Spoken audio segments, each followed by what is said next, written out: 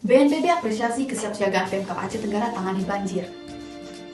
Badan Nasional Penanggulangan Bencana mengapresiasi kinerja Pemkab Aceh Tenggara dalam menangani banjir. Hal ini diungkapkan Deputi Bidang Rehabilitasi dan Rekonstruksi BNPB, Jarwan Syah. Jarwan Syah menilai langkah-langkah penanggulangan bencana oleh Pemkab Aceh Tenggara telah sesuai dengan standar operasional prosedur.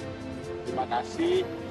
Kami sudah datang kemari melihat apa yang dilakukan BPBD memang sesuai dengan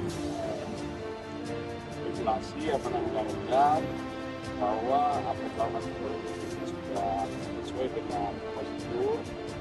Seperti halnya penyiapan posko dan tenda pengungsian, pemberian bantuan kebutuhan dasar berupa penyediaan air bersih, layanan kesehatan, dan pemberian bantuan sandang bagi warga terdampak banjir. Dalam kunjungannya ke Aceh Tenggara,